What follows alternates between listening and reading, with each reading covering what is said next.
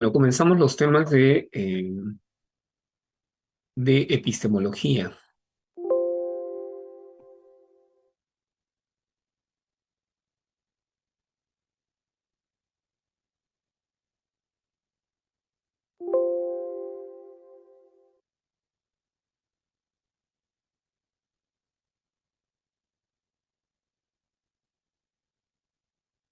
Vamos a tener tres clases, si no me equivoco, sobre epistemología. ¿Ok? Hoy vamos a hablar de los conceptos básicos, ¿ya? Conceptos básicos acerca de funciones de la ciencia, método científico, características del conocimiento científico. ¿Ok? Y la próxima semana tenemos el tema de historia de la ciencia, ¿ok? Historia de la ciencia. Y finalmente una tercera semana tenemos teorías epistemológicas, ¿ok? Teorías epistemológicas. A ver. Ratito que estoy compartiendo pantalla, está cargando.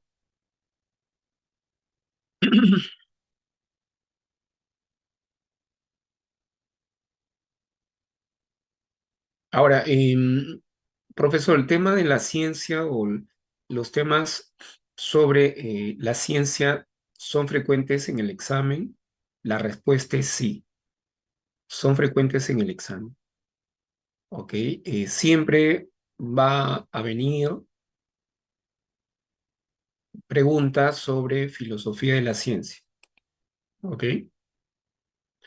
Dependiendo de la cantidad de preguntas, ¿no? Si son cuatro o si son ocho o si son seis, dos preguntas pueden ser o hasta tres pueden ser sobre el tema de epistemología.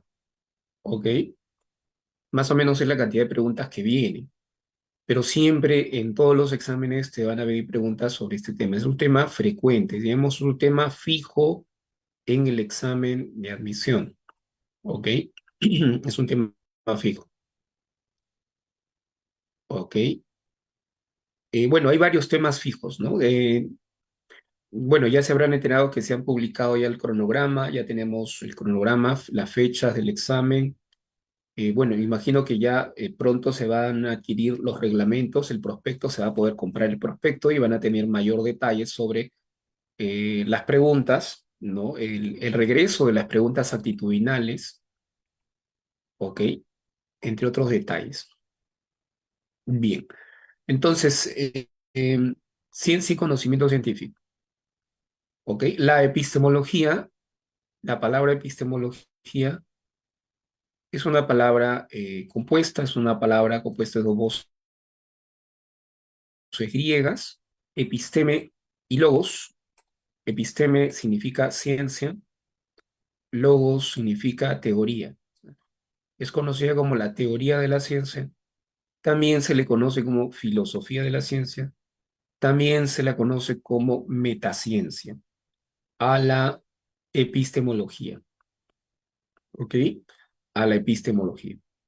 Entonces, esta es otra disciplina, otra rama de la filosofía. ¿Ok? Así como la ética, la ontología o la antropología filosófica, la epistemología es otra rama, otra disciplina importante de la filosofía.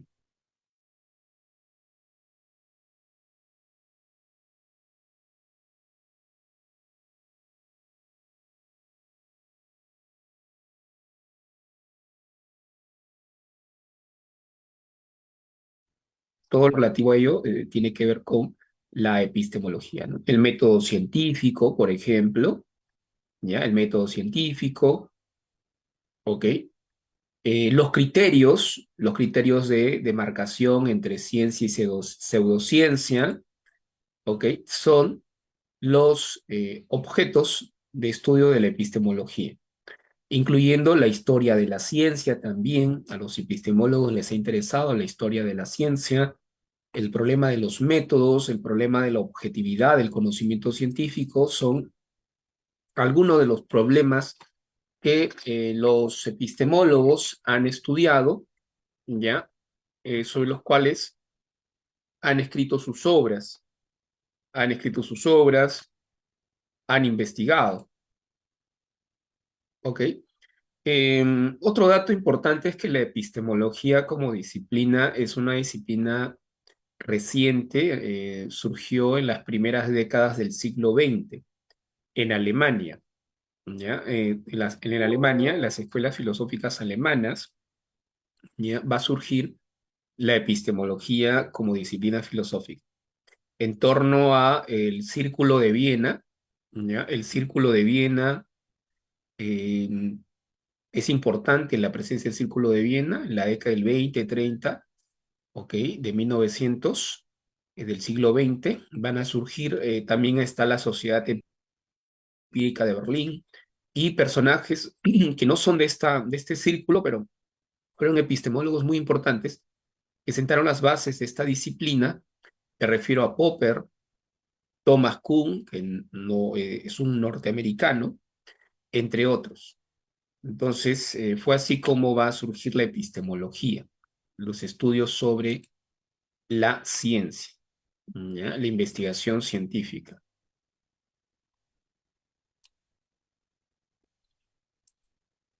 Bien, entonces, eh, todos esos temas tienen que ver con la ciencia, ¿ok? Historia de la ciencia. Bueno, en la próxima semana vamos a desarrollar una clase sobre historia de la ciencia, ¿ok? De una manera más amplia. Aquí, algo breve, la diferencia entre la ciencia antigua y la ciencia moderna. Ese es un tema importante dentro de la historia de la ciencia, ¿no? La diferencia entre la ciencia antigua y moderna. Se podría decir que una de las diferencias que tiene que ver con estas características, ¿no? Que la ciencia antigua es teórica, especulativa, es cualitativa, ¿ya? Y la ciencia moderna es, pues, experimental, ¿ya? Experimental, es cuantitativa y usan, por ejemplo, el laboratorio, ¿no? Crean sus laboratorios, ¿ya? Que es muy importante para la investigación en la época moderna, ¿ok? El uso de telescopios, por ejemplo, Galileo y el uso del telescopio, que fue muy importante para respaldar el sistema copernicano, para validar o verificar las hipótesis de Copérnico, ¿ya? La teoría copernicana.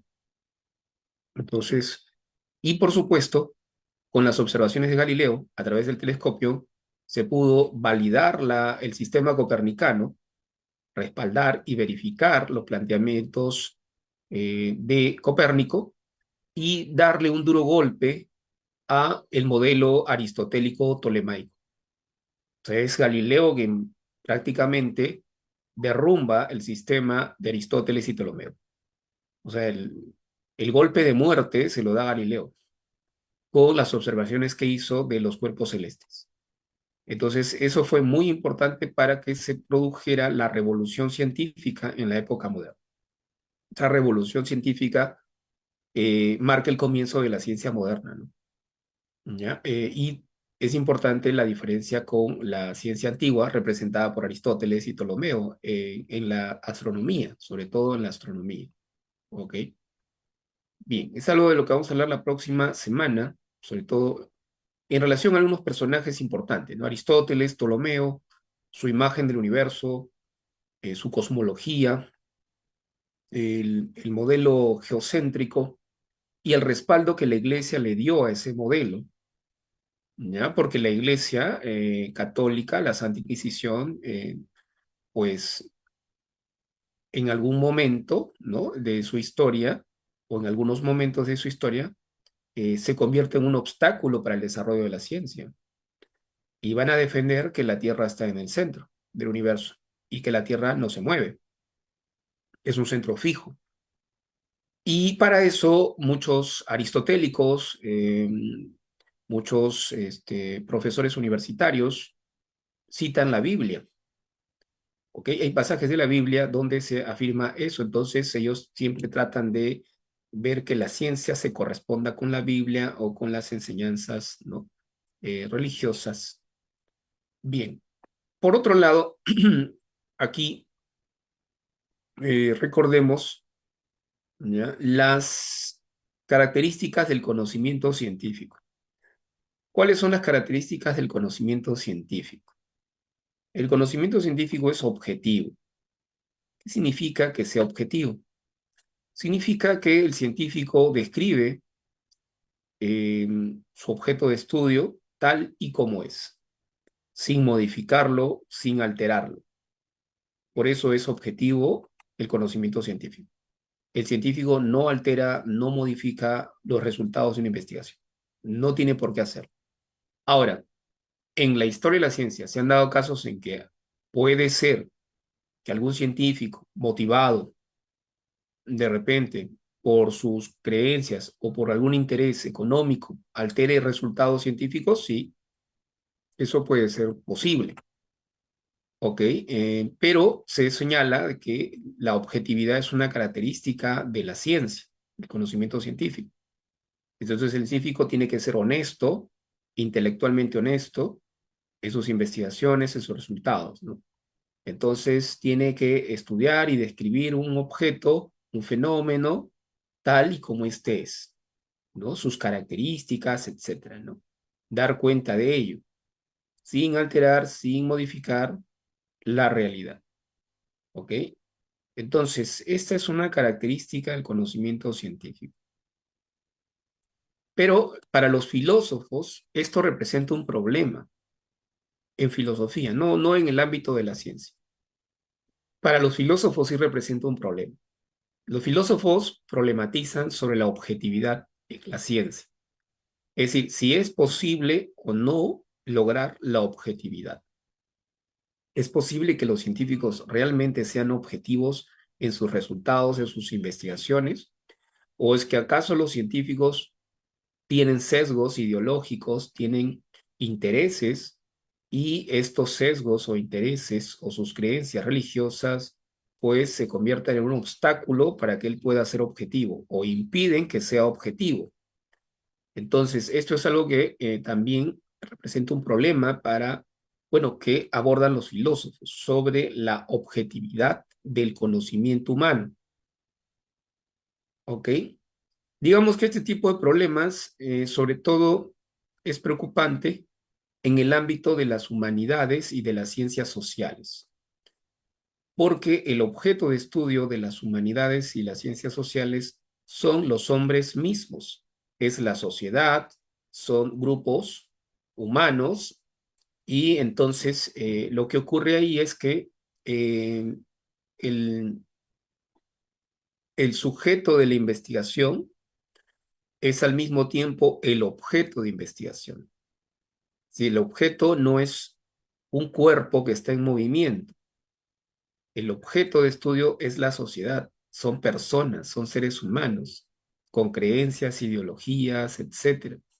Entonces, los científicos en el ámbito de las ciencias sociales muchas veces están influenciados por otros factores, y esos factores ideológicos o los intereses, pues afectan los resultados.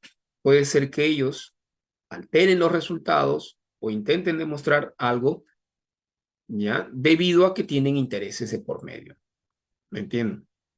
Entonces, eso puede ocurrir y hay una preocupación por esas cuestiones, ¿no?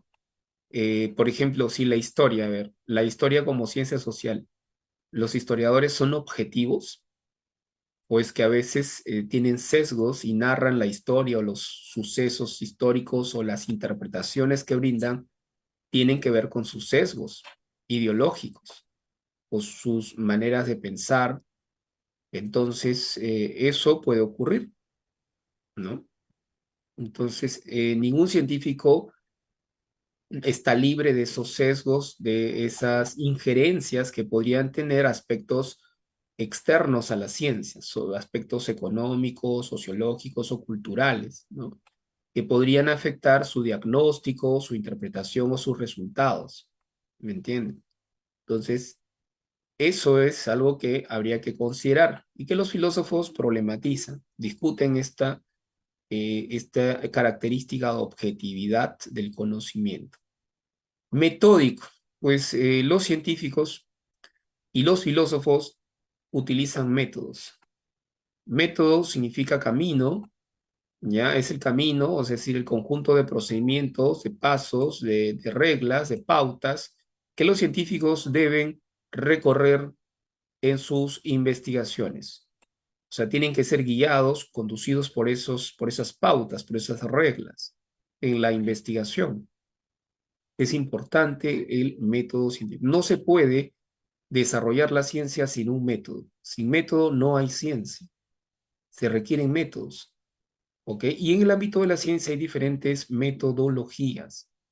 ¿Ya? Diferentes metodologías. La inducción, la deducción son dos metodologías tradicionales. ¿Ok? Hay diferentes tipos de métodos que emplean los científicos. Los filósofos también emplean métodos. Esta característica es compartida, o sea, tanto en filosofía como en ciencia, ambas son metódicas, ¿ok? Ahora, la característica de objetividad, no. El conocimiento filosófico no es objetivo. En filosofía, los filósofos no buscan la objetividad, porque la filosofía no es una ciencia y no se caracteriza porque sus conocimientos sean objetivos, no se caracteriza por eso. Metódico sí. Metódico es una característica compartida por filósofos y científicos. Racional también. Tanto los filósofos como los científicos son racionales. ¿Ya? Racional significa usar la razón para poder ofrecer explicaciones, para poder argumentar. ¿Ya? La capacidad argumentativa, la capacidad de brindar explicaciones o justificaciones, esa capacidad tiene que ver con esta característica de racional, ¿ok? Entonces, tiene que ver con eso. Uso de la razón para poder brindar explicaciones, justificaciones, razones, argumentos, ¿ok? De manera, digamos, sistemática y coherente. Esa característica también es compartida por filósofos y científicos, ¿ok? La fundamentación, la ciencia es un conocimiento fundamentado, tiene un fundamento, tiene una justificación, tiene pruebas, demostraciones, corroboraciones, etcétera. ¿Ok? Entonces tiene que haber un fundamento, una prueba, una demostración, una verificación. ¿Ok? Ahora, en filosofía, la filosofía también tiene una fundamentación, pero la diferencia es que en filosofía la fundamentación o las pruebas no son pruebas experimentales. Los filósofos no hacen experimentos en un laboratorio.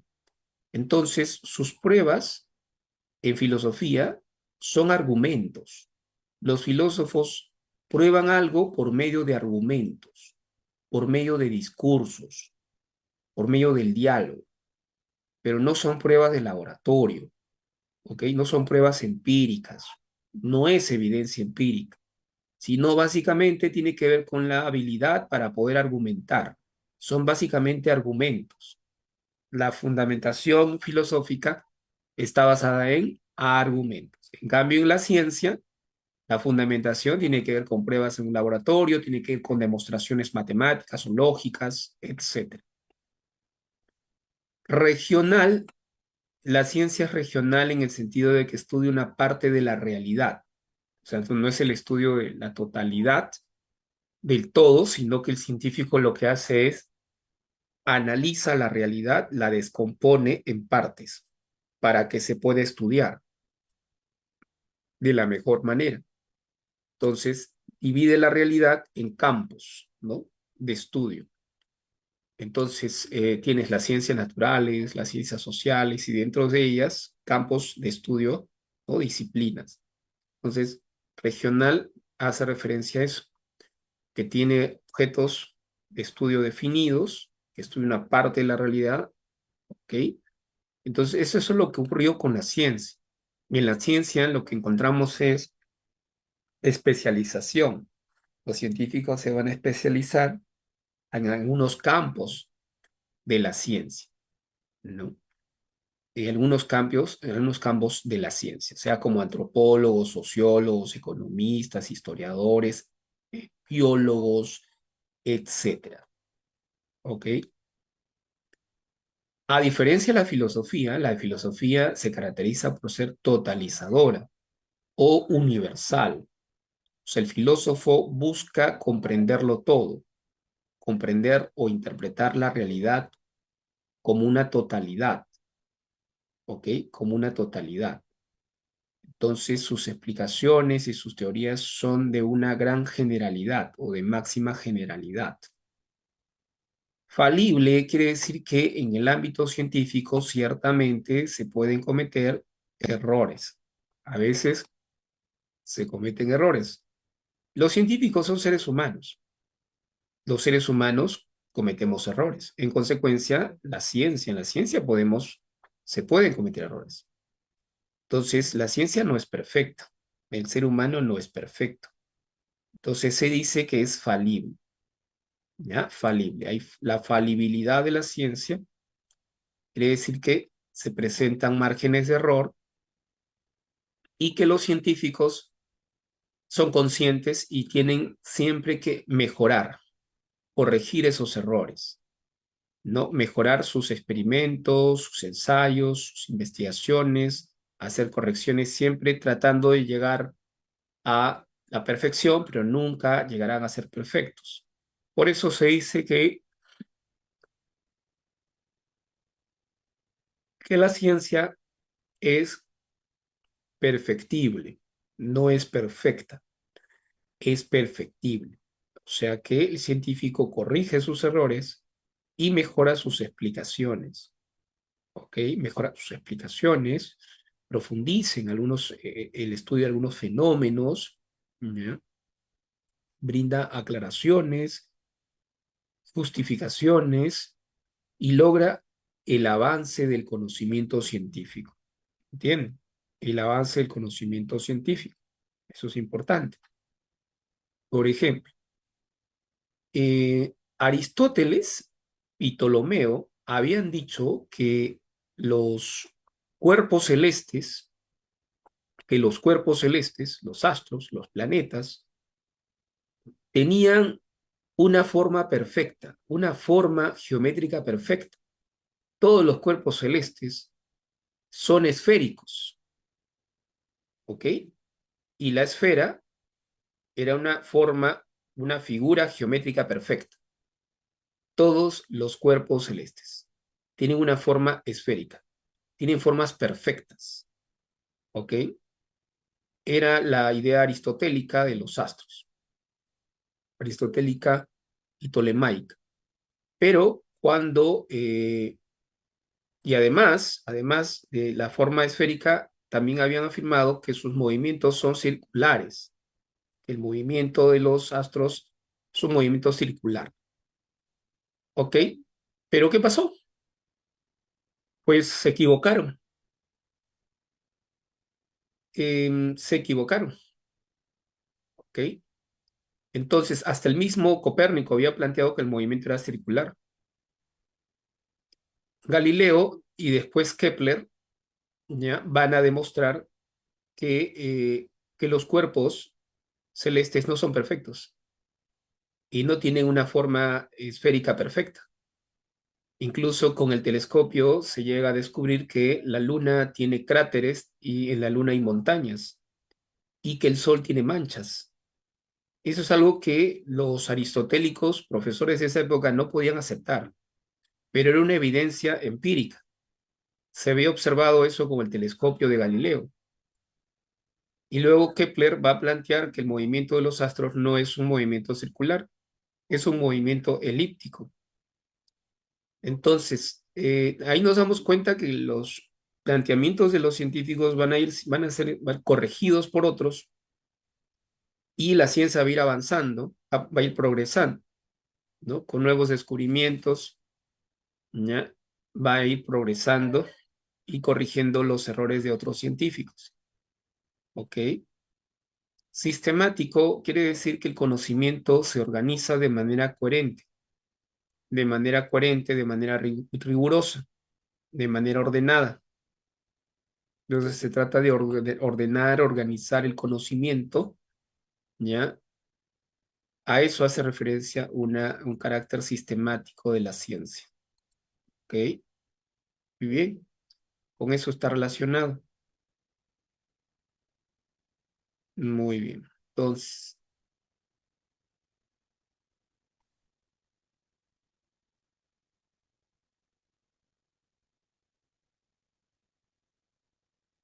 a ver. Clasificación de la ciencia. La clasificación de la ciencia, de la que vamos a hablar ahora, es la clasificación de la ciencia de Mario Bunge.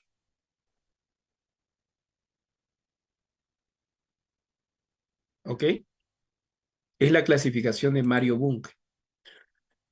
Aquí abajo dice Mario Bunge. ¿Ok? Mario Bunge, ¿quién fue, profesor? Mario Bunge fue un epistemólogo argentino. ¿Ya? Epistemólogo argentino. Mario Bunge, epistemólogo argentino. ¿Ok? Mario Bunge fue epistemólogo argentino, también estudió física y matemática, pero destacó como epistemólogo, o sea, como filósofo de la ciencia. ¿Ok? Él ya falleció, hace poco falleció, Mario Bunge, y bueno, eh, tiene muchos libros, una gran cantidad de libros sobre teoría de la ciencia, básicamente, ¿ya? Y dentro de sus aportes se encuentra la clasificación de la ciencia.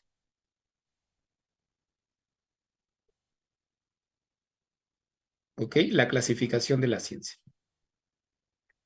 Esta clasificación, ¿ya? Se encuentra en un librito, un libro de monje pequeño. Es un libro de bolsillo. Es un libro de bolsillo pequeño de unas 70 páginas, delgadito, pequeño. El libro la, se titula eh, La ciencia, su método y su filosofía. Así se titula el librito. En ese librito, La ciencia, su método y su filosofía, eh, ahí en ese librito encontramos esta clasificación de la ciencia. O sea, esta clasificación ya de la ciencia de Mario Bunge está en ese librito. Ese librito es un libro que leen los universitarios, sobre todo los primeros ciclos, ¿no? De tu formación. O sea, cuando entras a la universidad, en los cursos de metodología de la investigación científica, en los cursos de introducción a la ciencia, en los cursos de técnicas de estudio, entonces seleccionan las obras de Bunge. Y este librito es uno de los libros que más se lee, ¿no? Entre cachimbos, ¿ok? Porque cuando tú entras a una carrera, muchos de ustedes van a estudiar ciencias y entonces tienen que saber conceptos básicos de la ciencia, ¿ok? Entonces, se suele recomendar ese libro, este pequeño libro de Mario Bunge. Ahora, ¿en qué consiste esta clasificación? Y otra cosa, o sea que esta clasificación, bueno, es la de Mario Bunge. Nosotros conocemos otras clasificaciones, por ejemplo, la clasificación de Aristóteles en la Edad Antigua, en Grecia. Su clasificación es distinta. También es, por ejemplo, también se encuentra la clasificación de Comte, de Augusto Comte, su clasificación de la ciencia. Son clasificaciones distintas. La de Bunge, digamos, es una clasificación contemporánea de la ciencia. ¿Ok? Entonces, ¿qué es lo que nos plantea aquí? Básicamente, Bunge en su clasificación se basa en dos aspectos, ¿ya? O criterios. Uno es el objeto de estudio, o sea, clasificar la ciencia por su objeto de estudio. Esa es una forma de clasificar la ciencia. Otra es la función que cumple la ciencia. clasificarla por su función, no por su objetivo, por su objeto de estudio, sino por su función. ¿Qué función cumple la ciencia? Entonces, tenemos, por un lado, aquí están las ciencias formales y las ciencias fácticas. Esto es por su objeto de estudio.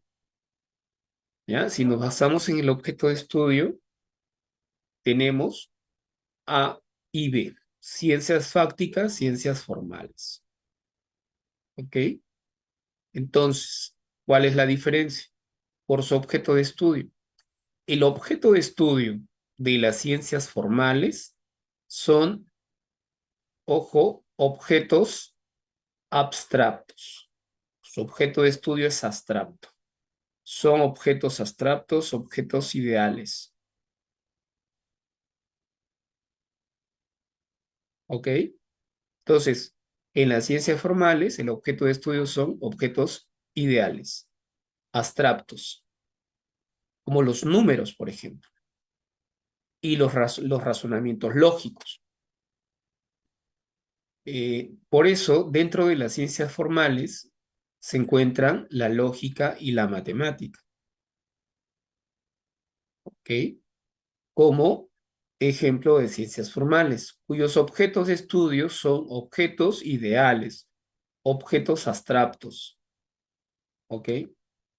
Objetos abstractos. Y en las ciencias fácticas, ¿ok? El objeto de estudio son los hechos observables, son los hechos de la realidad.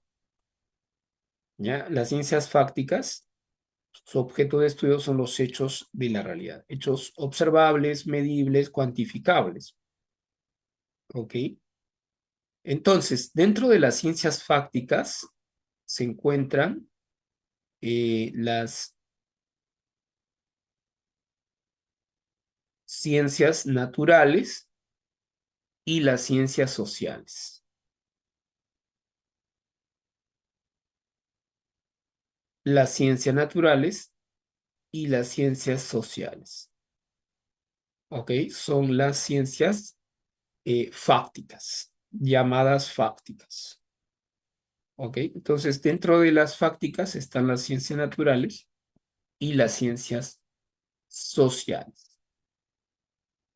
Eso es lo que estamos señalando,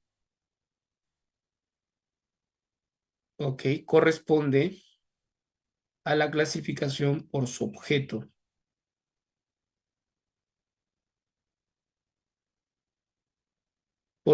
de estudio.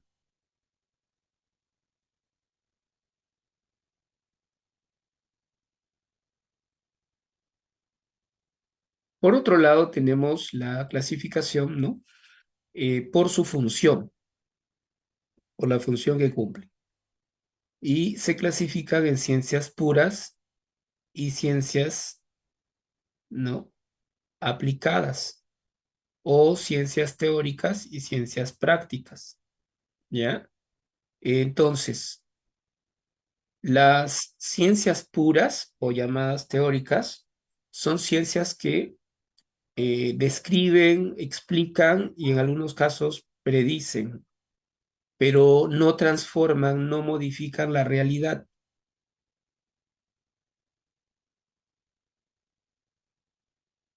Ahora, en el caso de las ciencias aplicadas, estas son aplicadas porque transforman o modifican la realidad. O sea, no solo brindan descripciones o explicaciones, sino que modifican la realidad.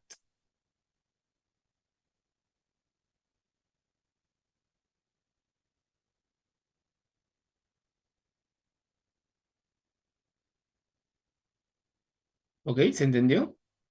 Entonces, dentro de las ciencias puras o teóricas se encuentran la matemática, por ejemplo, la historia, la sociología,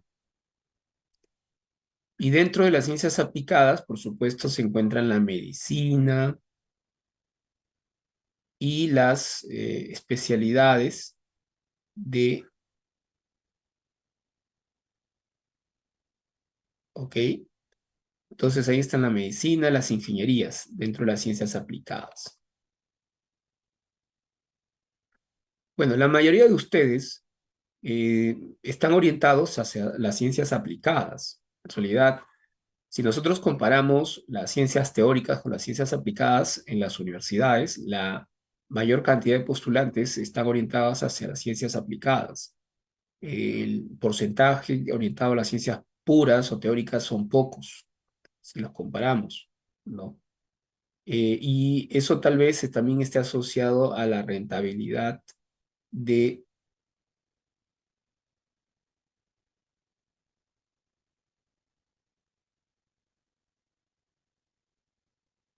A ver, vamos a probar.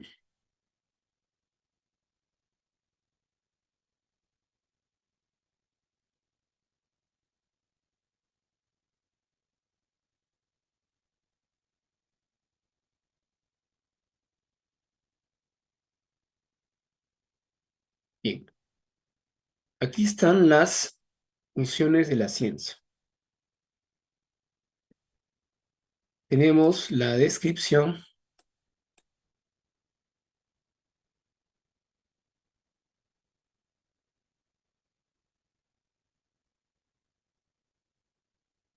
descripción. Básicamente, ¿en qué consiste? Registrar propiedades, relaciones, es decir, las características, las propiedades o las cualidades de un fenómeno. También registrar, ¿ya? Identificar las relaciones, las duraciones, las estructuras de un objeto.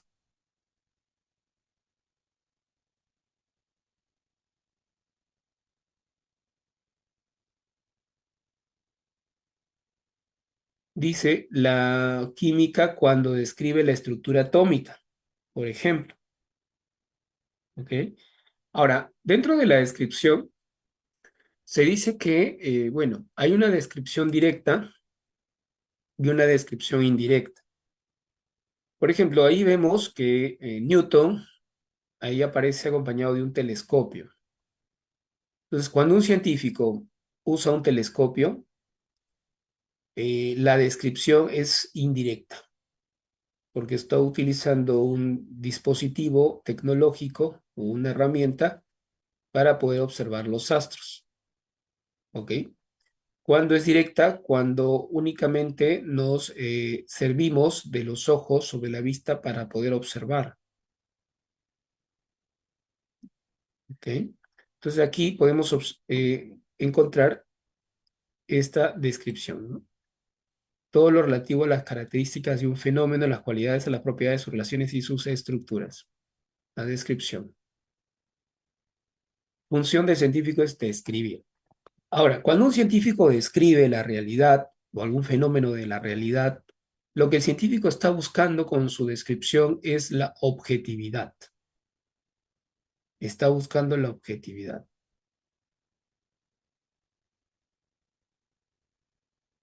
¿Ok? Está buscando la objetividad en sus descripciones. Las descripciones deben ser objetivas. ¿Ok?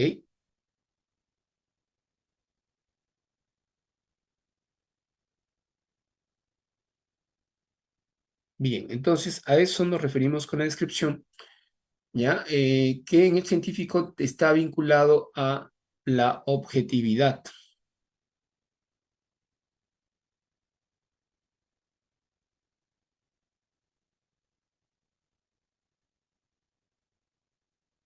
Otra de las funciones es la explicación. La explicación consiste en establecer relaciones causales, relaciones de causa y efecto, ¿ok? La explicación consiste en buscar, en indagar, estudiar las causas,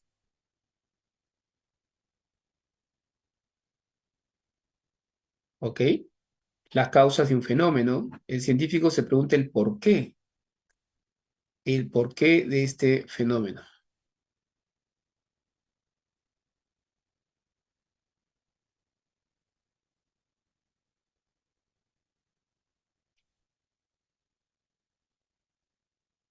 Entonces, eh, no es lo mismo describir que explicar. En el examen de admisión ha venido una pregunta, hace poco vino una pregunta sobre explicación en el examen de admisión. La pregunta que vino en el examen sobre la clave era explicación.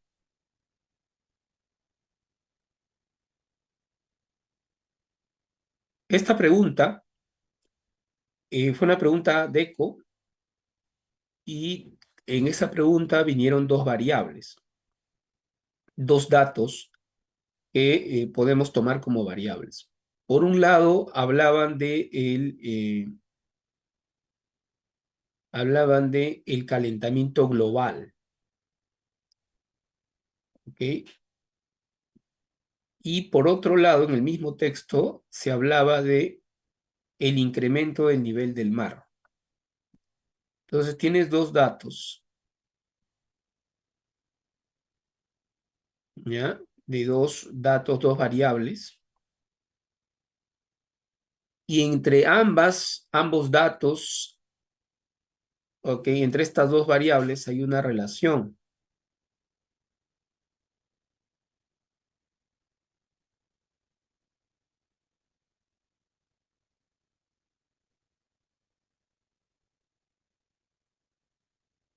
Entonces, ¿qué es lo que preguntó San Marco? Preguntó sobre la relación entre estos. De esta relación se puede decir, se infiere que la característica de la ciencia que corresponde es cuál sería esa característica. La respuesta es explicación, pues, porque ahí lo que planteaban era una relación de causa y efecto. ¿Entiendes? P entonces Q.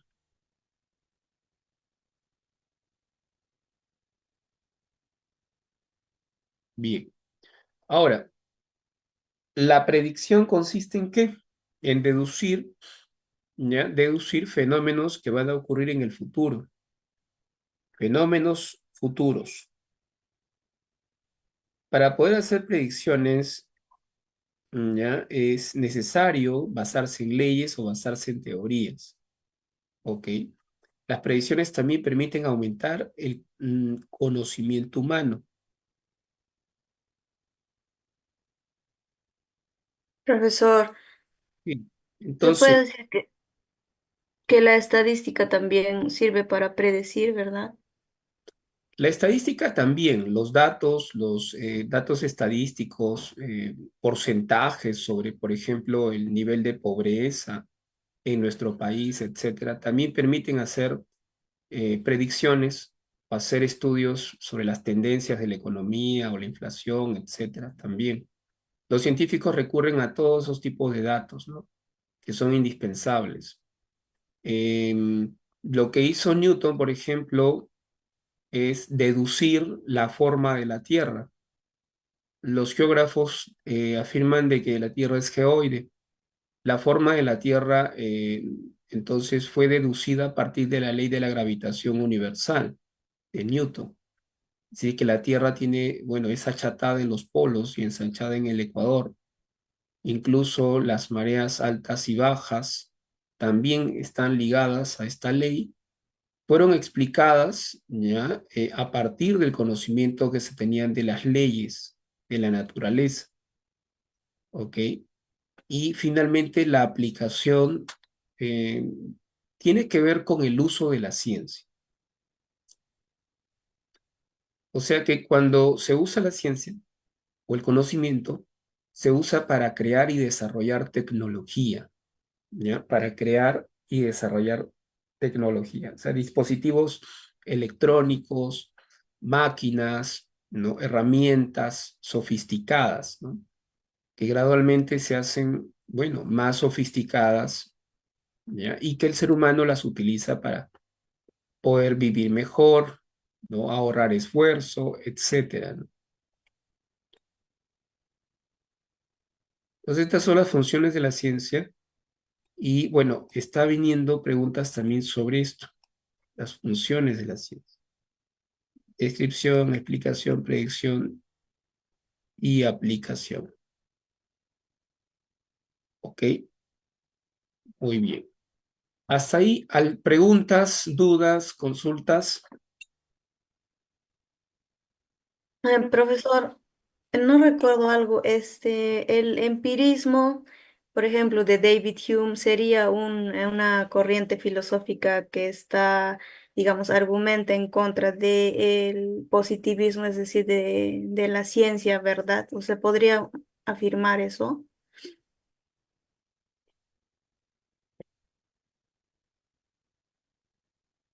Am,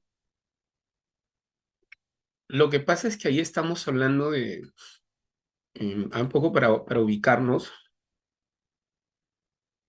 el empirismo es una teoría del conocimiento, ¿ya? Es una teoría del conocimiento, es una doctrina del conocimiento. Pero ahí hay dos cosas, bueno, en todo caso hay que hacer una aclaración. Los empiristas basan sus conocimientos en la experiencia, en la observación, en la observación. Eso significa que basan sus conocimientos en evidencia empírica. La ciencia también lo hace. Eh, Me explico, a ver, el empirismo lógico, que es una corriente del siglo XX, no es la de Hume es el empirismo radical del siglo XVII, XVIII, ese es Hume, ya él es representante de un empirismo radical que desembocó en un agnosticismo. Pero si nosotros hablamos del empirismo del siglo XX, el empirismo lógico del Círculo de Viena, de Carnap, de Neurath, de Maurice Lick, ellos eran epistemólogos y se basaban, creían que la ciencia progresa por medio de verificaciones, por medio de evidencia empírica. O sea, para ellos la observación sí era fundamental. Pero el problema con Hume, ¿cuál es? El problema con Hume es que, como es un empirista radical, él solo va a aceptar aquello que se puede ver, que se puede observar, nada más. Entonces, la pregunta es, ¿cómo es que se descubren leyes? ¿Cómo es que los científicos formulan leyes? Entonces, las leyes son producto de la inducción, de un método inductivo. La inducción se basa en la observación.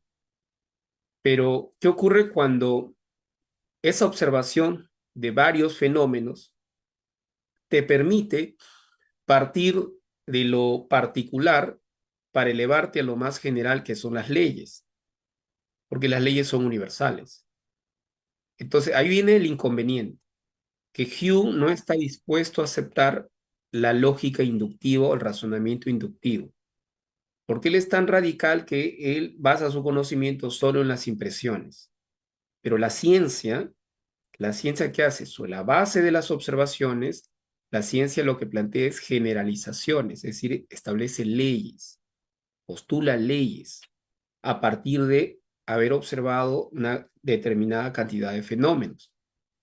Entonces, cuando decimos todos los cisnes son blancos, ya, esa afirmación, todos los cisnes son blancos, tiene la forma de una ley. Todo, todos, decimos todos o todo, es universal, es un cuantificador. Pero ¿cómo hemos llegado a afirmar que todos los cisnes son blancos? A partir de la observación de cisnes blancos, es decir, hemos tenido que observar cisnes blancos. Pero la diferencia es que cuando tú observas cisnes blancos, la cantidad de cisnes blancos observados es una cantidad finita. Habrás observado 10, 2, 20, 30, 1000, de repente 20.000 cisnes blancos, pero jamás vas a poder observar todos los cisnes blancos. Entonces, ¿qué se hace? ¿Qué hace el científico? Lo que hace es generaliza por medio de la inducción, a partir de los datos que ha observado, generaliza y llega a una ley. Y esa ley se formula, todos los cisnes son blancos. Entonces, Hume no está de acuerdo, porque es tan radical que él no está de acuerdo con ese razonamiento lógico que hacemos, pues. Como una determinada cantidad de observaciones los elevamos a una ley. Es que las leyes y los principios en la ciencia no son observables, son resultados de un razonamiento lógico. Y es ahí donde Hume no va a aceptar eso. Entonces podría decir que el empirismo radical de Hume, no el empirismo, sino el empirismo radical de Hume, pues lo condujo a negar las verdades de la ciencia. ¿Me entiendes? Él o sea, no podía aceptar ese tipo de verdades por la forma en que se procede a través de un razonamiento inductivo, un razonamiento lógico inductivo. ¿Me entiendes? Pero lo que sí es importante en la ciencia es la observación, de hecho, es importante la observación. Eso es algo que los científicos no van a negar. Entonces, en Hume tiene que ver más bien con otras limitaciones en cuanto a su filosofía agnóstica, ¿no? Y su empirismo radical, ¿ok? Entonces, digamos que esa sería la aclaración o la diferencia al respecto, ¿no? Por eso, Gracias, profesor. por eso Hume decía que la ley de la causalidad o el principio de causalidad es producto de la mente humana, decía él, que es algo psicológico, está en nuestra mente, está en nuestra conciencia, decía, ¿no? O sea, no es una ley que está en la naturaleza, sino que está en nuestra mente, en nuestra conciencia. Eso es lo que decía Hume, o sea, que es producto de la costumbre, ¿ya? Es producto de la costumbre, básicamente, y es algo psicológico, ¿ya? No era producto de la naturaleza misma, pero se supone que las leyes están en la naturaleza, ¿no? No son un invento de nosotros, no es una creencia de nosotros, sino que está en la naturaleza. Entonces ahí viene el problema con Hume, ¿no? ¿Entiendes? Muy bien, Profesor, gracias por la explicación. muy bien, de nada. Ahora tenemos el método, aquí aparece el método científico. Bien. Entonces, aquí vamos a hablar del método científico, ¿ok? Del método científico, pero aquí me voy a referir a las ciencias fácticas, o sea, no el método científico en las ciencias formales, sino en las ciencias fácticas. Está orientado hacia las ciencias fácticas, es decir, las ciencias naturales y las ciencias sociales, ¿ok? Entonces, eh, aquí vamos a evaluar las etapas del método, ¿ya? Las etapas del método, vamos a evaluarlas, vamos a considerarlas, ¿ok? Entonces, ¿qué cosa es un método? Método etimológicamente significa camino, el camino que el científico debe recorrer. O sea, el científico avanza, ¿ya? Siguiendo reglas, siguiendo pautas. O sea, la ciencia no se hace de manera anárquica, de manera caprichosa, de manera antojadiza. No, la ciencia siempre se desarrolla siguiendo parámetros, pautas, métodos, es decir, un conjunto de procedimientos. Siempre, en todos los campos de la ciencia, en todas las disciplinas, ¿ok? Siempre hay que seguir métodos, o sea, hay que seguir reglas, pautas, ¿ok? Siempre. Entonces, eso es algo que no solo en la ciencia ocurre, sino también en la filosofía, ¿ya? En la filosofía también se debe avanzar a través de métodos, ¿ok? Entonces, tanto la ciencia como la filosofía es metódica, ¿ya? Metódica. Entonces, ustedes cuando ingresen a sus carreras, y creo que casi todos ustedes van a estudiar ciencias, a excepción tal vez de alguno que estudie, bueno, de repente alguna carrera vinculada a las letras o las humanidades, pero todo ciencia, ciencias aplicadas o ciencias teóricas, se van a dar cuenta que en la universidad les van a dar cursos, ¿ya? Sobre metodología. Es importante que conozcas el método de tu especialidad o de tu disciplina. Y los cursos van a estar orientados hacia el método. Tienes que conocer el método científico en tu campo, en tu especialidad, y trabajar en función a eso. ¿Entiendes? Entonces, eso es importante. Ahora, dime. Profesor, ¿puedo preguntar algo acerca de eso? Em, Como usted dice, claro, por ejemplo, al terminar los estudios tenemos que hacer una tesis, ¿verdad?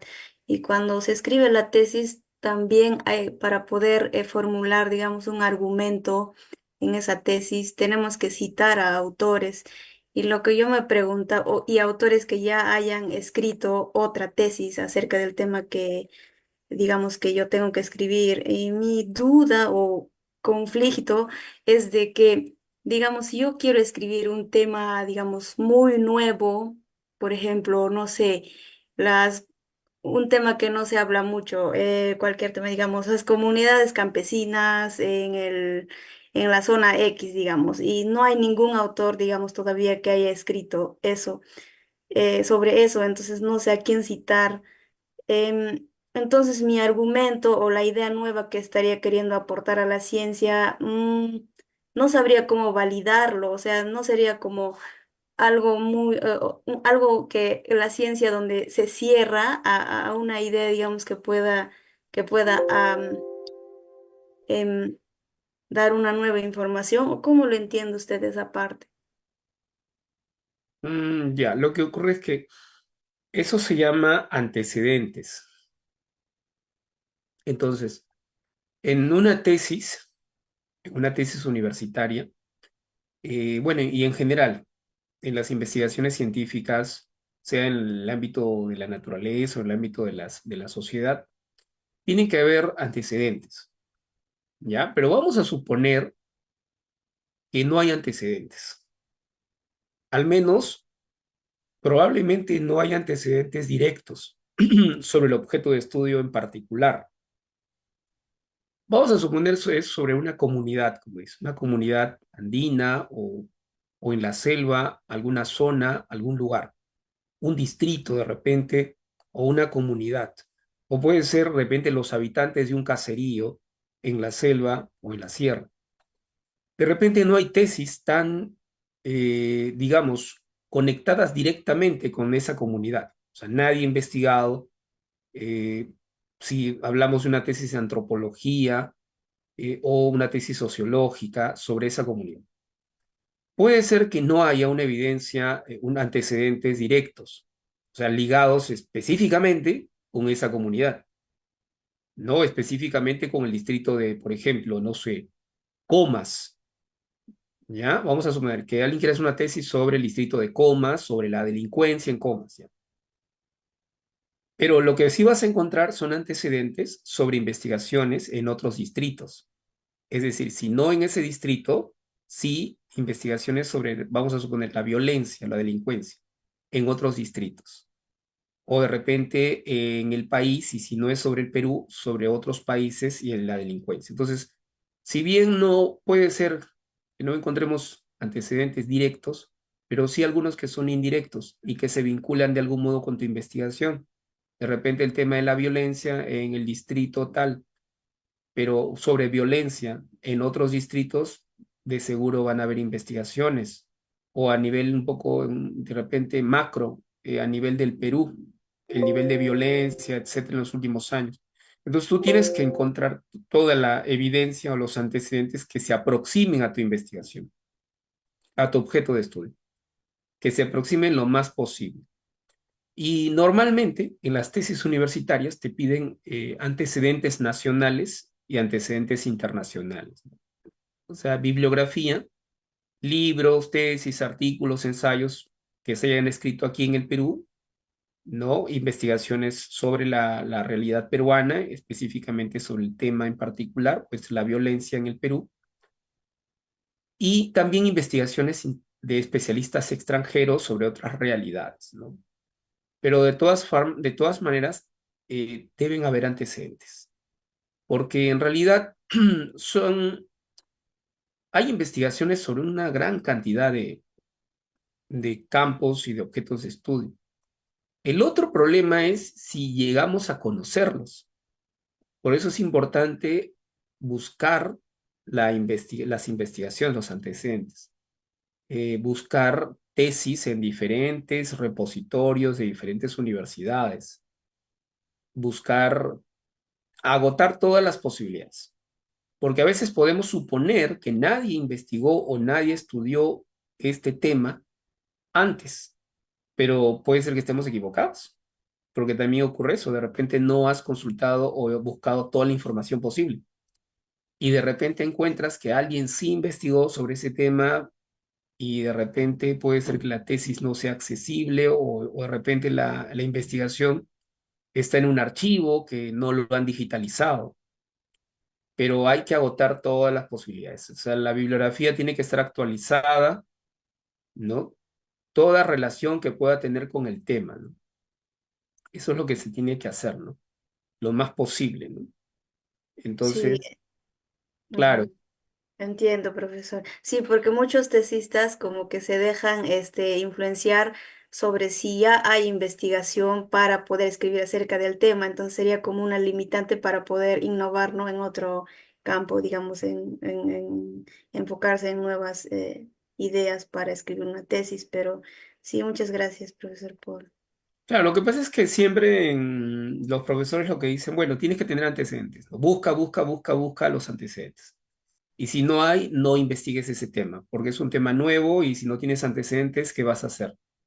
Es como si, bueno, como si uno no pueda, eh, claro, ¿cómo vamos a investigar un tema nuevo si no hay antecedentes, no hay bibliografía, no hay estudios? ¿Qué es lo que tú vas a decir al respecto?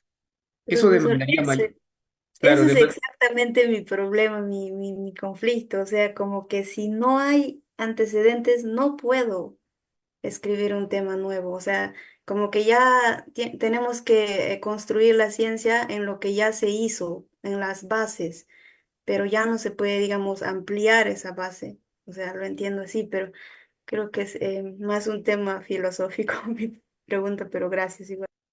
no, sí está ligado con el ámbito de la ciencia. Lo que ocurre es que ahí tú tendrías que basarte en investigaciones no específicas. Es decir, no vas a encontrar antecedentes específicos, pero sí generales y que tengan que ver con otras realidades. Y vas a tener que utilizar esa evidencia, ¿no? Y a partir de eso vas a tener que tratar de hacer un estudio, un análisis de ese objeto, de esa comunidad, ¿no? Tratando de encontrar o descifrar algo. Entonces, de repente, tu estudio pueda ser el primer estudio que se haga sobre esa comunidad, ¿ya? Y bueno, puede ser que represente, sea una contribución a la ciencia, no sé, la sociología, la antropología, pero sí demanda mayor esfuerzo porque al no haber antecedentes, entonces uno tiene que trabajar a fondo el tema. Y ahí los científicos utilizan diferentes tipos de métodos, entrevista, hacer trabajo de campo, etcétera, ¿no? Estudiar, bueno, la comunidad en toda su complejidad, ¿no? Eso sería inevitable, ¿no? Pero sí se puede hacer. En la universidad, todo eso van a poder hacer ustedes pronto, ¿ya? A veces ocurre, se generan esos inconvenientes. Bien, en relación al método, entonces, ¿cuáles son las etapas? Las etapas son, la primera etapa es el problema, ¿ok? Antes, y bueno, esto vamos a aclarar, ¿ya? Se decía y se dice todavía, pero en algunas disciplinas, que el primer paso del método científico es la observación, ¿ya?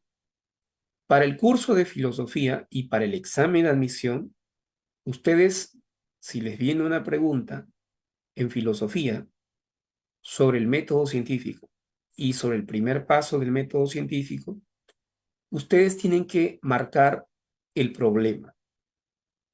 Para los filósofos, los epistemólogos, el primer paso es el problema, no es la observación. ¿Ok?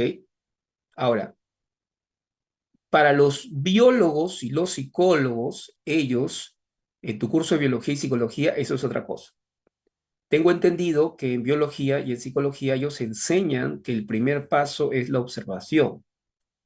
Bueno, tú tendrás que marcar lo que te enseñan, ¿ok? Pero en filosofía el primer paso es el problema, no es la observación. En Alemania, en los años 30, 40, hubo un debate acerca de los pasos del método científico. Los filósofos empiristas del Círculo de Viena, los empiristas lógicos del Círculo de Viena, ellos defendieron la observación como el primer paso de la ciencia, del método científico. Eran empiristas y los empiristas consideran que la observación es el primer paso de la ciencia, ¿no? Del método científico. Es decir, que el conocimiento se obtiene a partir de la observación. Es lógico que los empiristas defiendan esa postura, que es la observación. Por otro lado, Popper se enfrentó a ellos y Popper dijo que el primer paso no es la observación. El primer paso es el problema y no la observación. ¿Ok? Ahora, en esa época, ya en esa época, eh, Popper fue invitado a participar en una conferencia. Y en esa conferencia, él se enfrenta a los empiristas lógicos, sobre el primer paso del método científico, en general sobre el método científico. Y Popper, de una manera muy inteligente y brillante, refuta a los empiristas lógicos, ¿no? Que sostenían que el primer paso es la observación. Entonces Popper dice lo siguiente en esa conferencia. Dice, ustedes, observacionistas, observacionistas, él le llamaba así a los empiristas. Ustedes que creen que el primer paso del método científico es la observación, quiero que en este momento ustedes, quiero que en este momento observen, quiero que observen, por favor, observen. Popper les pide que observen. Eso les dice Popper. Observen, ¿ok? Observen. Y algo así como, ¿lo ven o no lo ven? Y la gente se quedó pues perpleja, la gente estaba muy extrañada, la gente sabe, ¿qué? ¿Cómo? Pero de pronto un doctor, un profesor que estaba en el auditorio levanta la mano y le dice, doctor Popper, ¿qué quiere que observemos? ¿Qué vamos a observar? Usted se está burlando de nosotros. Y Popper responde, no, lo que usted acaba de hacer en este momento, usted acaba de plantearme preguntas. Usted me está preguntando. Y las preguntas son problemas. ¿Por qué usted, en lugar de preguntarme, por qué simplemente no observó? Yo les pedí que observaran. ¿Por qué no observaron? No se dan cuenta de que la observación no es el primer paso del método científico. ¿Por qué?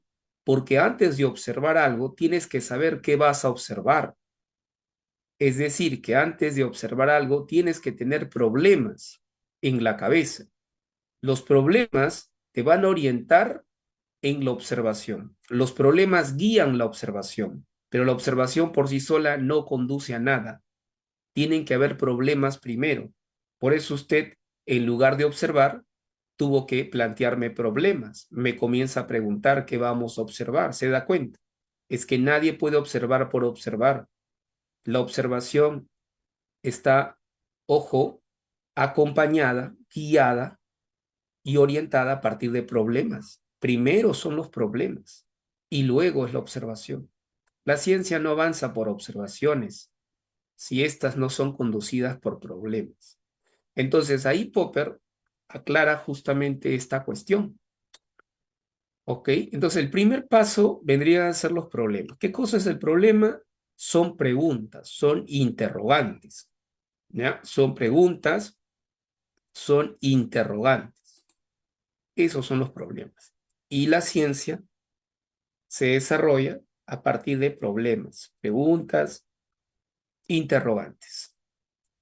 ¿Entiendes? ¿Cómo se origina el cáncer de colon, por ejemplo? ¿O cuál es la causa del cáncer del colon? ¿Ok? ¿Por qué nacen bebés con microcefalia? Entonces, una serie de preguntas, ¿ya? Constituyen esta primera etapa que se denomina problema o el problema. ¿Ok? En segundo lugar, la hipótesis, ¿ya? La hipótesis, ¿ok? Hipótesis, ¿ya? Hipótesis. Entonces, ¿qué vendrían a ser las hipótesis? Las hipótesis vendrían a ser las conjeturas audaces. A las hipótesis se las conoce como conjeturas audaces, ¿ya? Conjeturas audaces, es decir, las hipótesis vienen a ser respuestas, ¿ya? Provisionales, respuestas provisionales frente a un problema. Las hipótesis vienen a ser explicaciones tentativas, explicaciones tentativas, respuestas provisionales, conjeturas audaces frente a un determinado problema, frente a un determinado problema. Entonces podemos decir que el cáncer al colon se origina por herencia o por el excesivo consumo de grasas, de comida chatarra, ¿no? Como la hipótesis sobre el origen de esta enfermedad, ¿ok? Entonces, las hipótesis vendrían a ser esas explicaciones, ¿ok? Provisionales. Entonces, las hipótesis tienen que someterse a un tercer momento en la etapa del método, que vendría a ser, ¿qué cosa? Que vendría a ser la contrastación. O sea, las hipótesis se contrastan. ¿Y qué quiere decir eso? Que se confrontan. ¿Con qué? Con la realidad. Con la realidad. ¿Ya? Con la realidad. O sea, se someten a prueba. ¿Ok? Si se confirman o no se confirman las hipótesis. Se corroboran o no en los hechos. ¿Ok? Entonces consiste en confrontar la hipótesis con la realidad, con los hechos de la realidad. Y para poder llevar a cabo esta contrastación o verificación, se requieren de la observación rigurosa, la observación atenta, se requieren de experimentos. Se hacen experimentos en un laboratorio, se hacen observaciones, se recogen datos, ya a través de encuestas, etcétera. Entonces la contrastación es fundamental, ¿ok? Y luego de la contrastación viene el análisis de datos. El análisis de datos consiste en estudiar los resultados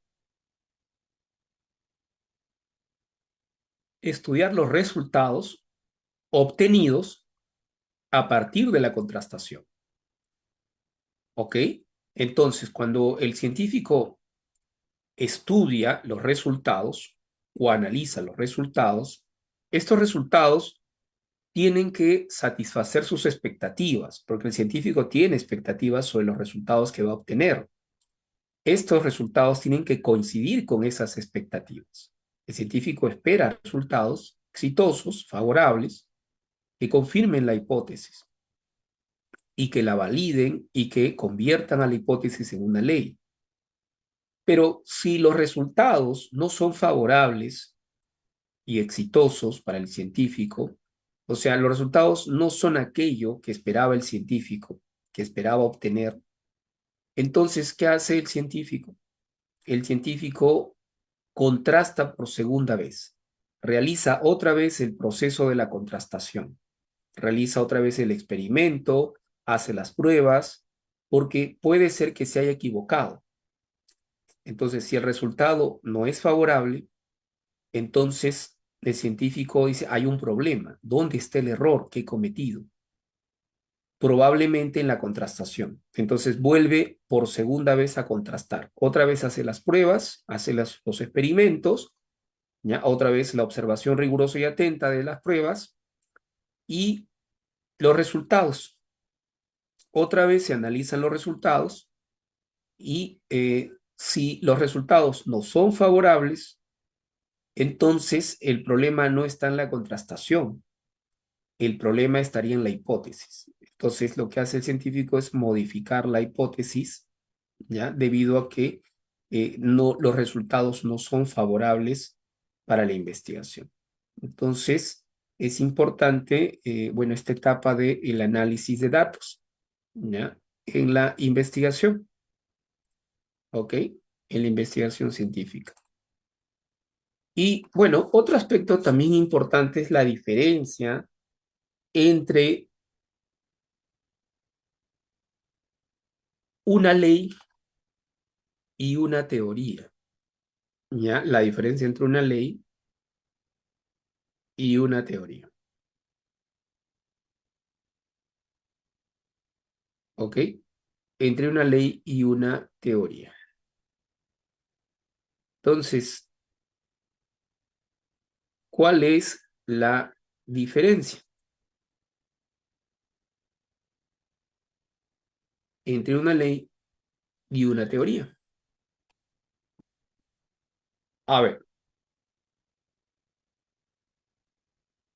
una ley es una proposición universal afirmativa. Eso es una ley. Una proposición universal afirmativa. Cuando decimos universal, es porque en una ley, en la formulación de la ley, en una proposición aparece el cuantificador universal, el cuantificador todo, la palabra todo en una ley. ¿Ya? Entonces, si decimos, por ejemplo, la ley de la inercia, su formulación, su expresión en, en el lenguaje ordinario, ¿no? Todo cuerpo mantiene su estado de reposo, movimiento rectilíneo uniforme, a no ser que una fuerza externa lo saque de su estado, de su posición. Entonces, esa es una ley. Es una proposición universal y afirmativa. Entonces, una ley describe, explica y predice estructuras que son simples, estructuras simples de la realidad, estructuras de la realidad que son simples. Es decir, la ley puede explicar un conjunto de fenómenos relativamente pequeños, ¿ok? En comparación con una teoría. Una teoría puede explicar un conjunto de fenómenos más amplios o más grandes, ¿entienden? En comparación con una ley. ¿Por qué? Porque una teoría es el conjunto de leyes.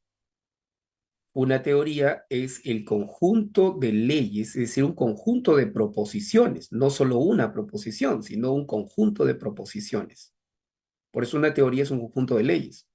Una teoría es igual a ley 1 más ley 2 más ley 3 más ley 4. Una teoría está contenida por leyes. Y por tanto, si una teoría es un conjunto de leyes o de proposiciones generales y afirmativas y verdaderas sobre la realidad, las teorías permiten explicar una mayor cantidad de fenómenos de la realidad. Las teorías explican estructuras complejas de la realidad, no estructuras simples, no estructuras más complejas de la realidad. Es decir, explican un conjunto más grande de fenómenos, más amplio de fenómenos de la realidad. Esa es la diferencia entre una ley y una teoría. La teoría también describe, explica y predice, pero un conjunto mayor de fenómenos. Entonces, no confundan una teoría con una hipótesis. A veces en el lenguaje ordinario, ya en el lenguaje coloquial, nosotros decimos, tengo una teoría, dicen. A veces en las conversaciones o en películas, la gente conversa, habla y dice, tengo una teoría. Yo tengo una teoría. Entonces, a veces se expresan así, pero eso es incorrecto. Claro que están haciendo un uso informal del lenguaje, pero no puedes tener una teoría. Una teoría es muy compleja. Tú no puedes haber formulado tener una teoría. Lo que tú tienes es una hipótesis. o en otras palabras, una suposición. O sea, tú estás suponiendo cosas. Tienes una corazonada, una suposición, una conjetura, que sería más adecuado decir, tengo una conjetura que podemos corroborar, pero una teoría ya ha sido corroborada porque es un conjunto de leyes y las leyes son verdaderas porque ya se han corroborado, ¿me entiendes? Entonces, cuando decimos yo tengo una teoría en un lenguaje así informal, una conversación, estamos pensando no en una teoría como tal, sino más bien en una hipótesis, en una conjetura, en una suposición, que sería lo más adecuado, ¿me entiendes? Entonces, cuando hablamos de una teoría, podemos hablar de la teoría de la mecánica newtoniana. Y la mecánica newtoniana está compuesta de varias leyes, ¿no? Entonces, dentro de la teoría hay leyes, ¿ok? La ley de gravitación universal o la ley de la inercia, entre otras. O la teoría de la evolución de Darwin, que también está compuesto por varias leyes. La ley de la adaptación, variabilidad, lucha por la existencia, etcétera.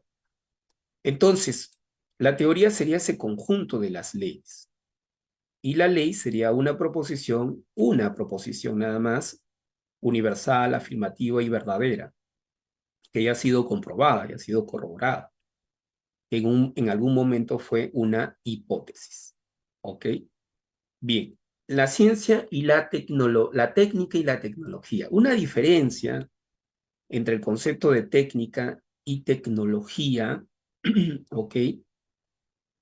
La técnica es un saber hacer, ¿ya? Es un saber hacer, ¿ok? La técnica es un saber hacer. Eso es técnica. Es un saber productivo.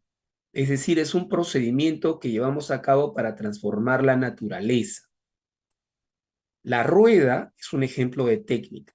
El arado son invenciones técnicas en las épocas antiguas. Y la tecnología es un saber hacer, pero de tipo sofisticado. Es más sofisticado o es sofisticado en comparación con la técnica, que surge con los avances de la ciencia moderna y contemporánea. ¿Ok? Si bien toda tecnología implica una técnica, no toda técnica es tecnología. Un ejemplo de tecnología, los robots, los cohetes espaciales, los teléfonos inteligentes, son ejemplos de tecnología. ¿Ok? A diferencia de la técnica, ¿no? ¿Ok? Entonces, a eso hace referencia, ¿ya? La técnica y la tecnología, ¿ya? La técnica y la tecnología. ¿Ok? Muy bien. La técnica y la tecnología.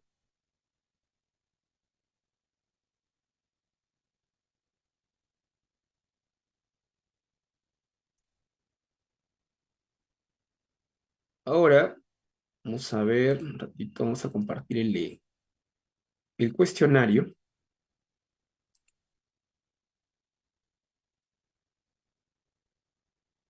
Profesor, una pregunta Ujú. acerca de los postulados.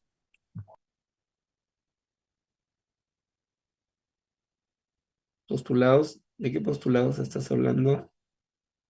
Los postulados, bueno, ¿podría explicarme el significado? Me habían dicho, pero la verdad no recuerdo bien. Bueno, Postulados.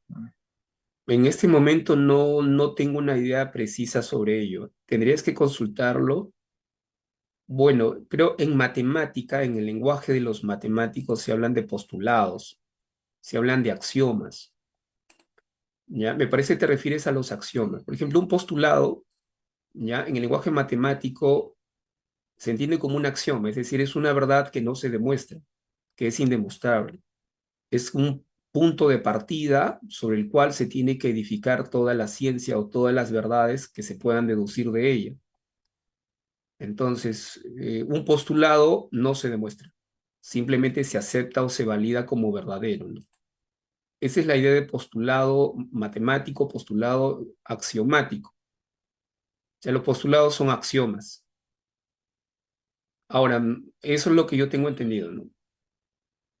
Pero Ah, eso ocurre en las ciencias formales, eso no ocurre en las ciencias naturales y en las ciencias fácticas, ¿no? En las ciencias fácticas no se habla de postulado porque ese lenguaje es un lenguaje estrictamente de las ciencias matemáticas, ¿no?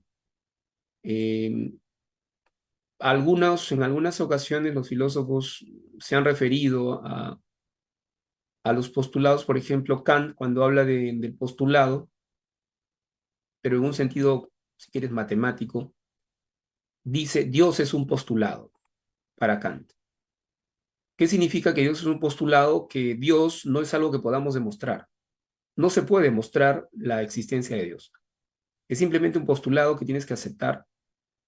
Tienes que aceptar por diferentes razones, ¿no? Eh, que podría estar ligado a la moral, podría ser un fundamento de la moral, ¿ya? Podría estar ligado al hecho de que la idea de Dios le da sentido a nuestras vidas o porque eres moralmente necesario para la humanidad. Si entendemos a Dios como una suerte de legislador, ¿no? Una especie de legislador moral en la tierra, ¿no? Es decir, ¿qué sería del hombre si no existiera Dios? ¿Qué haríamos sin la existencia de Dios? Entonces, se podría pensar de esa manera, ¿no? Profesor, o también, o sea, de que el ser humano, o sea, tenemos que aceptar de que no podemos entender el todo en su, entender todo, sino tenemos que aceptar de que algunas cosas nunca las vamos a poder entender, según Kant. Bueno, también eso está ligado más al ámbito del conocimiento, ¿no? Al ámbito del conocimiento, es decir, a los límites del conocimiento humano que establece entre el fenómeno y el noumen. Se podría decir que sí.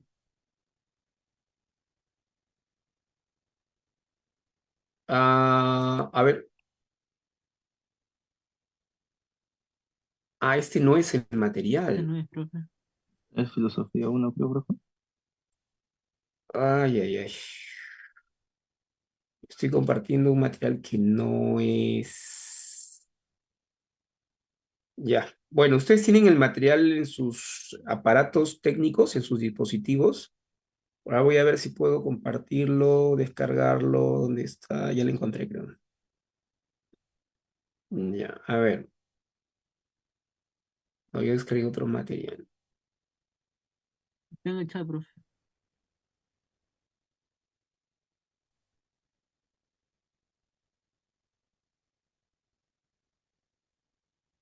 Aquí está. Vamos a ver si se puede abrir.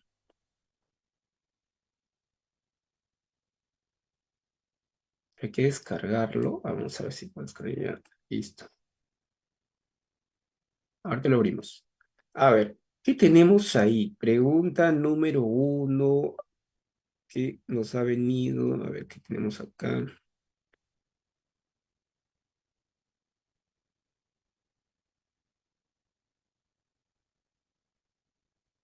Dice Raquel, dice acá. Raquel sostiene. Así, ¿no? Raquel sostiene que el derecho y la antropología no pueden ser considerados como ciencias. Ya, listo, acá lo tengo.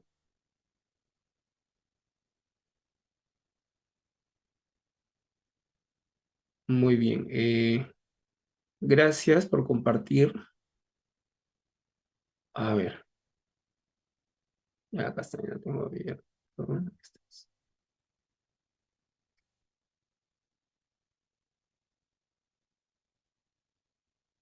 Ya, ahí está.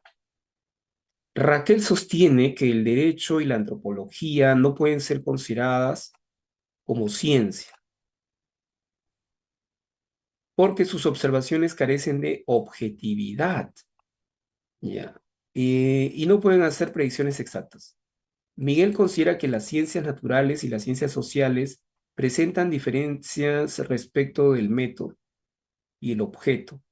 No obstante, para él ambas ciencias son ciencias, solo que en sentido diferente. Esta reflexión es Bueno, están relacionadas con la disciplina. Ah, tienen que ver con la disciplina, básicamente. ¿La clave cuál es?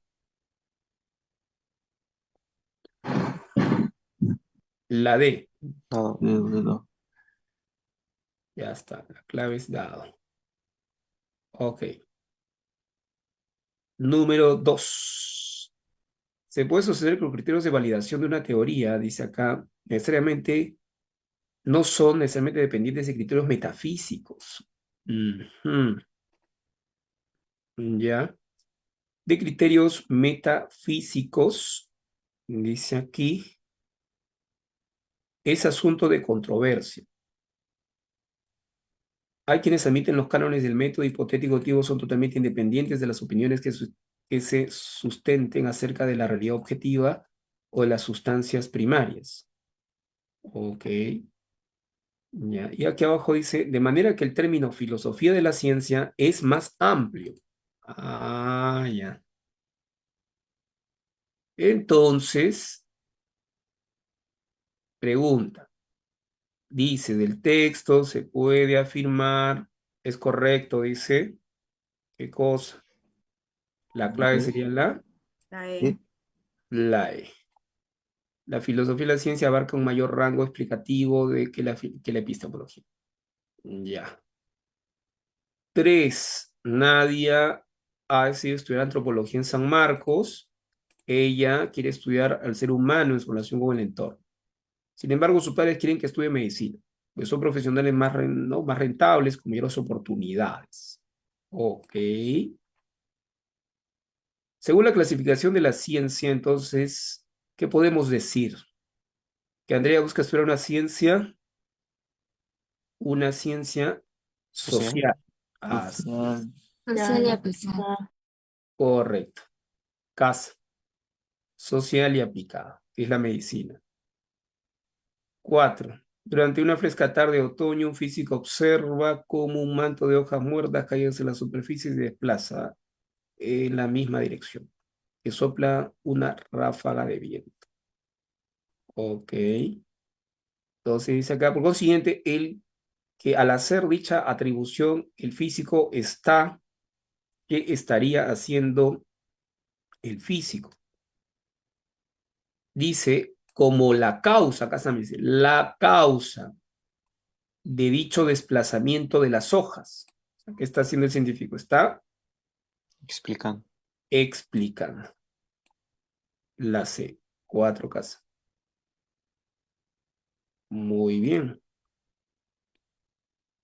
5 y 6. Las ciencias vitales y ciencias... Esto de ciencias vitales se refiere a las ciencias naturales. O sea que aquí están usando vitales para referirse a las ciencias naturales y sociales serían las ciencias del espíritu. Así se las llamaba antes, ciencias del espíritu. O sea, la historia, la psicología, la sociología. Las leyes que conciernen a las relaciones numéricas nunca permiten la predicción de resultados con precisión comparable a la ley de Ohm. Entonces acá está haciendo una comparación entre las ciencias. Según el texto, podemos señalar que en las ciencias sociales las leyes, ¿cómo son las leyes en las ciencias sociales? Bueno, la clave sería la C. Difícilmente pueden predecir el resultado o ocurrencia de eventos particulares o eventos individuales. Casa 5, 5 casas. 6. Del texto podemos inferir ¿qué se puede inferir del texto en las 6? Se puede inferir que hay una diferencia ¿entre qué cosa? Las leyes de las ciencias físicas y de las ciencias sociales. Hay una diferencia entre las leyes de las ciencias físicas y de las sociales. 6 burrito. 7. 7 respecto marque verdadero o falso. Sobre el método científico, sobre el método científico. Ya, entonces sería, la hipótesis representa una resolución concluyente falso. Eso es falso. Hemos dicho que es provisional. 2, ¿la refutación es una posibilidad en el proceso de contrastación? Sí, por supuesto. Verdadero. Como punto de partida el científico debe encontrar problemas irresolubles. No, pues los problemas tienen que ser resolubles, no irresolubles. Falso. En la contrastación se utilizan cuadros estadísticos. Dice, no se utiliza. Ah, esto es falso. Sí se utiliza. La clave sería entonces avión. 7 avión. 8 y 9. Sobre el método, dice, analizar y clasificar los hechos pueden conducir a una explicación de los fenómenos en cuestión, debe estar basados en hipótesis acerca de cómo están conectados estos fenómenos. La inducción se concibe a veces como un método que por medio de reglas aplicadas mecánicamente nos conducen desde hechos observados a los correspondientes principios generales. Está hablando de la inducción, ¿ya? De la inducción. Dice, según el texto, si no existieran las hipótesis, si no existieran, ¿no? En la 8, si no existieran las hipótesis, la respuesta es que, a ver, ¿cuál es la clave? Uy, nadie está marcando las claves La B. La B. en el chat. La clave sería la B, La B. correcto. Muy bien. No podrían establecerse relaciones explicativas. Muy bien. En la 9, ya dice, según el autor, las reglas de la inferencia deductiva,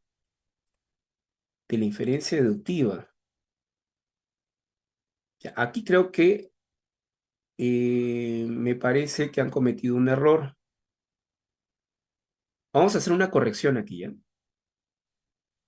Aquí dice deductivas, pero el texto nos habla de la inferencia inductiva.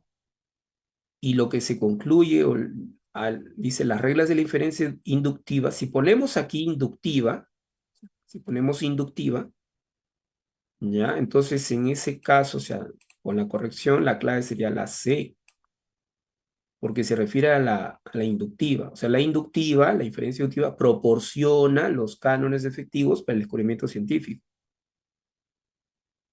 ¿Ok? Entonces, sería la C. Caso. En la 10, Pasteur, a partir del pasaje anterior se infiere que el examen microscópico que efectuó Pasteur es una muestra clara de que el método científico permite. ¿Qué permite el método científico? Permite La E. refutar una hipótesis previamente formulada. Muy bien, correcto, la E. 11, en la 11, podemos señalar que el proyecto busca probar, dice, se enmarca en lo que se denomina hipótesis, pues. Estamos hablando de una hipótesis. Es lo que se está planteando acá. Una hipótesis, ¿ya? Sobre los microorganismos y cómo actúan en diferentes ambientes. 12, en la número 12, Mario Bunge. Según Mario Bunge, las hipótesis científicas son o se caracterizan por, Avión. Avión. son un punto de partida de una cadena hipotética, ¿no? Que depende o que deben pasar a la prueba de la experiencia, ¿no? De la contrastación. Correcto. Muy bien. Es avión. Avioncito. 12, avión. Ok, 12, avión. Muy bien. Muy bien. ¿Alguna consulta antes de que me retire? Profesor, una consulta rápida. ¿A qué se le Algo. denomina pseudociencia? Pseudociencia significa falsa ciencia. Pero, ¿qué quiere decir eso? Que la pseudociencia es un conjunto de creencias, básicamente. Es un conjunto de creencias que no han sido corroboradas, que no han sido sometidas a prueba, ¿ya? Y bueno, hay gente que se dedica a difundir unas pseudociencias, que no alcanzan a tener el estatus científico, no alcanzan, debido a que no han pasado por los métodos científicos. Incluso muchas de sus creencias son dudosas porque no se fundamentan en una demostración, en una corroboración, y no obedecen a métodos rigurosos. Entonces, existen pseudocientíficos, hay pseudociencias. Por ejemplo, la astrología, los astrólogos son pseudocientíficos. Los astrólogos, los adivinos, aquellos que dicen que la vida humana o el destino está relacionado con el movimiento de los astros, ¿no? Entonces, esa es una pseudociencia, ¿ok? Y han existido muchas pseudociencias. Por ejemplo, grafología, la frenología, entre otras pseudociencias, ¿ya? Que, bueno, con el pasar del tiempo han sido desacreditadas y se han abandonado, pero algunas siguen todavía existiendo y difundiéndose, como es la astrología, ¿no? A través de la cartomancia, por ejemplo, o el horóscopo. Y hay mucha gente que cree en eso, pero en realidad es una falsa ciencia, ¿no? No hay que darle credibilidad a eso. Ningún científico respalda ese tipo de pseudociencias, ¿no? A eso se refiere. Muy bien, jovencitos, cuídense.